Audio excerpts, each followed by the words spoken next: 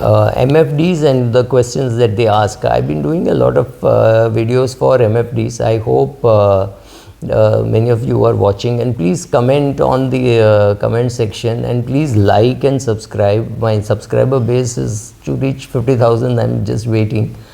And so if you are an MFD advisor and people tell you that you have to ask questions, it's fairly obvious that many of us have done whatever business we have done by asking questions. So the questions can be put into some categories. Open-ended questions with saying, oh, how was the weekend? So it's, oh, I played golf, I went to Pune, I went to 2 days I just took off and went to Panchgani.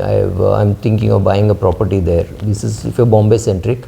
Obviously, if you're Delhi centric, the answers would be slightly different, saying, oh, I was trying to buy something in Himachal Pradesh, so I took my family along.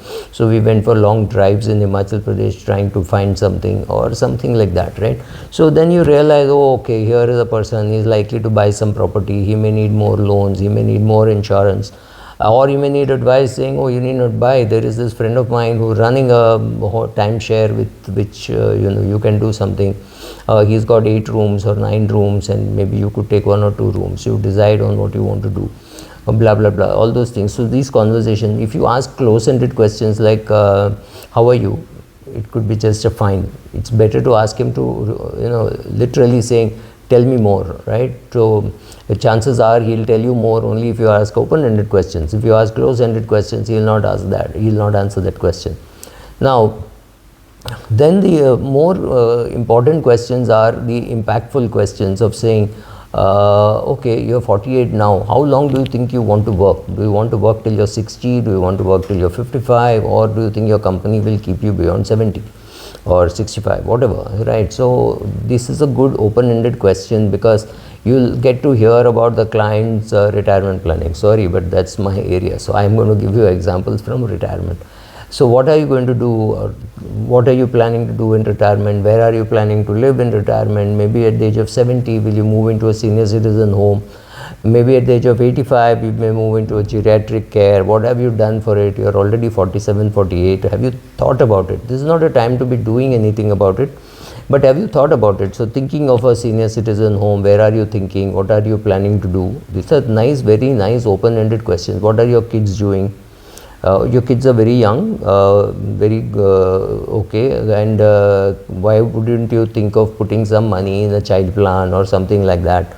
Or saying, okay, I believe your elder brother is 59 and looking for some advisor on retirement planning. Could you please connect me to him? Right? It's looking for, you're asking for open-ended questions and also looking for business, right? It's not as though you're asking open-ended questions just for fun. You're asking questions saying, and if the client says, let's say your prospect or your client says that, oh, I'm okay to invest, but currently the markets are very choppy and I don't know whether to invest now, and inflation is so high. Inflation is already about 8%. Isn't it too high? What will happen to the markets? So the question is, it gives you a fantastic chance to explain market volatility, saying that look, when the inflation is higher, markets will also do well. You need a protection against inflation, which your savings bank account paying 2.35% rate of interest cannot give. So you need some, you again get a chance to talk about asset allocation. So you get a chance to talk about all that. So what is the impact? What do you think will happen if you keep all your money in a bank FD at 5% and if inflation is 7%? Well, you are not protected for inflation, right? So what happens if you put all the money in small cap stocks saying, oh, I think it will do very well, is you could be completely wrong and you could lose all your money, right? So you have an advisor who tells you what to do. So as an advisor, what would you do? You would ask these kind of open-ended, impactful questions saying, okay, if you don't develop a financial plan, how is it that your family will survive you, right? Survive your death. If you die, what happens tomorrow? Typically, if you die tonight, what will your family do? So the first question he'll say is, oh, I have this, I have that, and then the question is, but why is your wife not involved? Why are your children not involved? In fact, I was in Madurai and in Tirunelveli, and our message was very clear. What is the point in having 400 men in a room and 2 women. Only 1 or 2 people came as husband and wife. All the others were men alone, right? Makes no sense, because people have to involve their wives. So you have to ask the question, why is your wife not involved? Why are you not? So, and she's bound to say, oh, I'm a housewife, I can't do anything, my husband takes care. Break these myths. You're getting a good chance to break these myths. I love it when I go out and tell people, I'll involve the women and the children. Children means anybody above 14. I wouldn't go wait till they're 18. There is no harm in involving children in the things like this right from a younger age. So asking these questions, what are your children doing? Are they interested in finance? Will they learn about finance? How will they invest? Genuine questions, which opens up for a lot more work ahead, right? It's not just asking questions and not doing anything about it. You're asking questions to build on that relationship and build on perhaps more business. It is not as though you can get into these questions straight away, right? You can talk about right now Federer's retirement and say, wow, Federer is such a great player, blah blah blah. Very few people would hate Federer. I mean, they might like some other player better, but nobody would hate Federer. So with Federer, you're not worried that you hit a negative chord somewhere in his body and he's very upset that you spoke about Federer. Rahul Dravid, Federer are all people who give you opportunities to talk about retirement, saying how gracefully they handle their retirement, etc., etc., etc. Gives you a chance to open up to find out, oh, this guy is interested in tennis, this guy is interested in cricket, right? So all these questions are very useful for you to ask. Also ask the client things like, who else is involved in your decision making?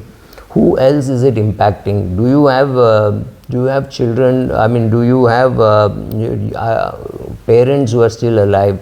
Where do they live? What are you going to do about their care? What about their money? Right?